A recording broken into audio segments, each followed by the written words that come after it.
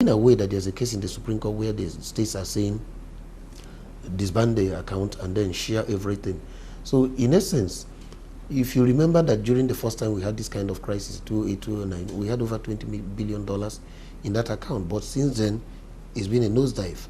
It's been depleting because of all kinds of demands from the states and even the federal government itself, which has not been able to package itself well. Because you ask yourself, where is the evidence of where that kind of money was spent?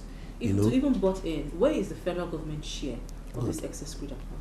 I do not know, because what it shows is that the economy is being mismanaged, both at the federal level and at the state level. So it's not a question of A saying B is wrong, B saying C is wrong. There's some level of complicity. But in fairness to the federal government, the Minister of Finance has been insisting that the excess crude account should be allowed to grow, so that at a time like this, but that did not happen because governors were insisting on drawing down at every opportunity. If you have $10 billion and you keep drawing it, 1 billion this month, another month 1.5, it definitely finished. So that's what I think has happened.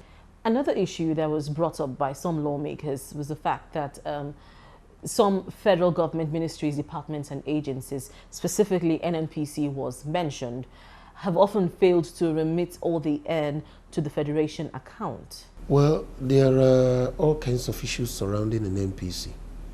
Because if you look at what happens, an NPC operates with a multiplicity of partners, international oil companies. So the challenge they always raise is that even when government contributes its own quota to the mining of crude oil, these companies also bring money. And so they have to, first of all, put money and say, this is the cost we used to extract the crude oil, or we used to do all the transactions we are doing. And thereafter, you can now say, we used 1,000 Naira to do this assignment, and then we realize, say, 10,000 Naira. So plus minus, you can now say 9,000 should be what appears to be the profit, which will now go into the Federation account. But the accounting system in NNPC has been opaque over the years. All kinds of reports, committees, judicial inquiries have been set over them. And you remember the latest scandal that blew up during the reign of Sanusi at the CBN. So I think this is a good opportunity for the National Assembly to question itself. If they had passed the petroleum industry bill that has been before them for the past 3-4 years, we shouldn't have had this issue of an NPC still staring us in the face. At least a good part of it would have been resolved. An NPC could possibly be a private company, even if the federal government ought to have shares in it and other people have to invest, so that all these issues of confusing resources, which one should go where, will no longer arise. So the earlier they remember that they are also part of the challenge Nigeria is facing, part of the problem in terms of refusing to do first things first, because that bill was supposed to be one of the preliminary bills they should have handled over 2-3 years ago. But they're keeping it to the last minute, and nobody's sure of what will come out of the mills, considering that elections is by the corner, and many of them will not even be coming to the National Assembly when they're supposed to be campaigning, and those that will come will not even be working half-heartedly.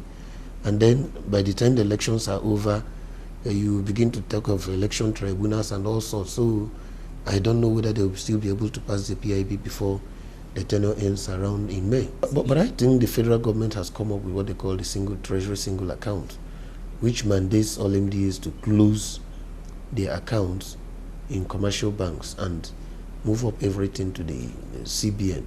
So I think that if every MDA complies with this directive, that will be a way of monitoring what exactly is going on, so that when you put the resources there, you should prepare a budget, and people should be able to know what exactly is in your budget for expenditure.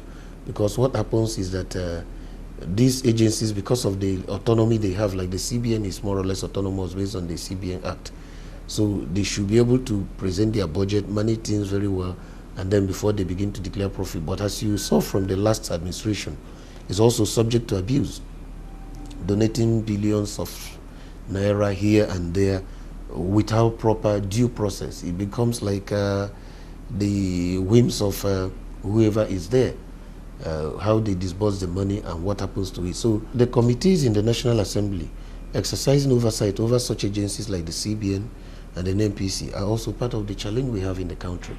If they are doing their oversight duties very diligently, some of these issues that arise could have been nipped in the bud.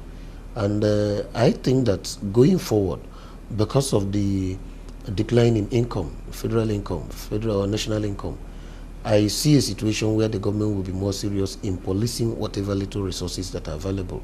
Because before it appeared that the money was there and everybody was simply doing as he likes. But due to the dwindling resources, I see more policing of whatever resources that are available and that should accrue to the federation account of the federal government. What other avenues can government explore or take to fund the 2015 budget? Well, you raise the issue of deficit budgeting, you raise the issue of borrowing. These are all options, but it doesn't make sense to borrow to fund recurrent expenditure. So it depends on what we are borrowing for. If it is for pure capital expenditure that can regenerate itself and be able to help us repay in the future, that would be great. So, of course, they talked about getting more companies and individuals into the tax net.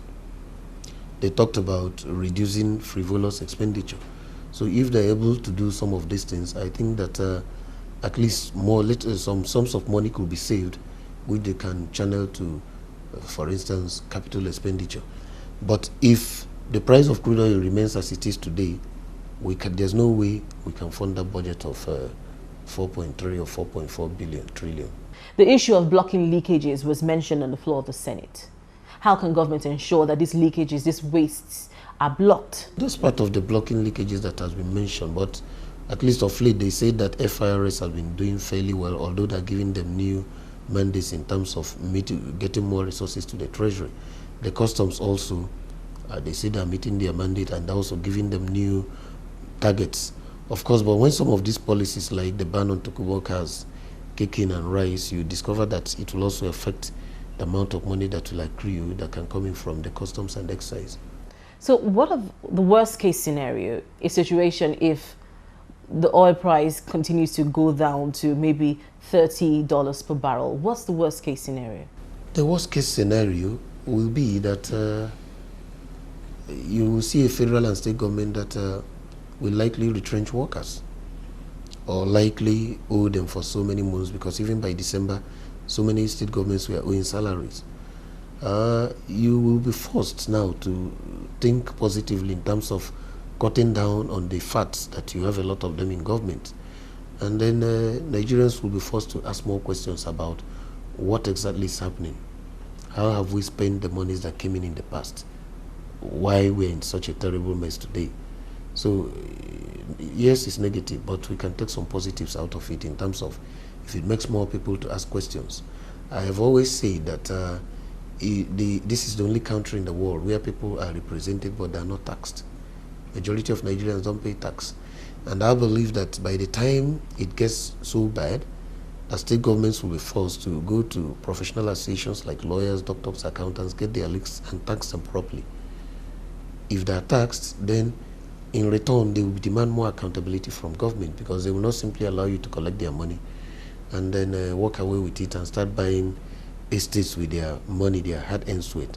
So I see more engagement between the people and the government, more transparency and accountability as a fall out of this austerity period. So it's negative, but there are positives that will be taken away if Nigerians focus on the ball. Now, this is where we draw the curtains for this week's edition of The Gavel. If you have any views or opinions on any of the issues discussed, please email us on thegavel@channelstv.com. Thank you for staying with us and see you again next week.